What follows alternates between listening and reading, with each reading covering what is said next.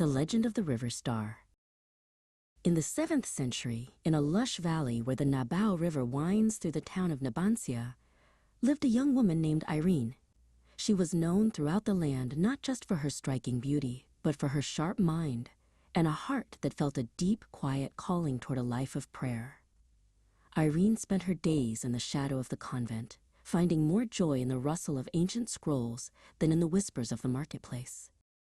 Because of her noble birth and keen intellect, Irene's education was entrusted to a learned monk named Remigio. He was a man of high standing, meant to guide her through the complexities of theology and philosophy. Under his tutelage, Irene flourished, her wisdom growing as quickly as her devotion. She saw Remigio as a mentor, a bridge between her worldly life and her spiritual aspirations. But Irene was noticed by others too. A young nobleman named Bertaldo became captivated by her. One afternoon, he cornered her in the garden, pouring out his heart and pleading for her hand in marriage. Gently but firmly, Irene shook her head. She told him that she had already made a promise to a higher power, and that her heart was reserved for a life of service and faith, not for the titles of men. While Bertaldo nursed his wounded pride, a darker shadow was forming closer to home.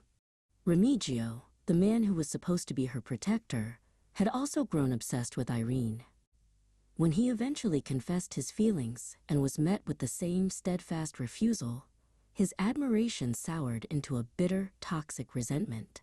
He could not stand the thought of a grace he could not possess. Remigio devised a cruel plan to destroy Irene's reputation. He prepared a special herbal tea, telling Irene it would help her focus on her studies. Secretly, the brew contained a rare root that caused a physical reaction, making her body swell and bloat. Within weeks, the town began to whisper. They saw the change in her silhouette and accused the girl of the very thing she had forsaken, a secret affair. The rumors reached Bertaldo, and they hit him like a physical blow. He felt mocked. If she had rejected him for a life of purity, how could she have betrayed that promise for someone else? His love, already fragile, curdled into a violent, jealous rage. He didn't stop to ask for the truth. He only wanted to erase the source of his perceived humiliation.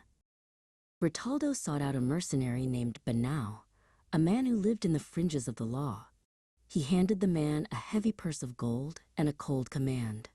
He wanted Irene silenced, and he wanted it done in a way that ensured she would never return to the town that now mocked her name. Banao took the gold and drew a long, sharpened sword, his face hidden in the shadows of his hood. That evening, Irene walked alone to the banks of the river to pray, seeking peace from the cruel accusations that followed her. As she knelt by the water, Banao emerged from the reeds. Before she could utter a word of plea, the sword struck. Irene fell, her life ending in the very water she had loved. Banao pushed her body into the current, watching as the Nabao River carried her away into the night. Weeks later, news of a miracle reached Nabancia from the city of Santarem, further down the Tagus River. Irene's uncle, Abbot Celio, had been led by a vision to the riverbank. There, the waters of the Tagus had miraculously parted, revealing a tomb of white sand at the bottom of the riverbed. Inside, Irene's body lay perfectly preserved, glowing with a light that seemed to come from within the earth itself. The people realized the truth that Irene had been a victim of a terrible lie. Remigio's treachery was uncovered, and the town mourned the loss of their brightest star. The city where she was found was renamed Santarem, in honor of Santa Iria. Her story lived on as a reminder that the truth, like a river, might be diverted or hidden for a time, but it will always find its way to the sea.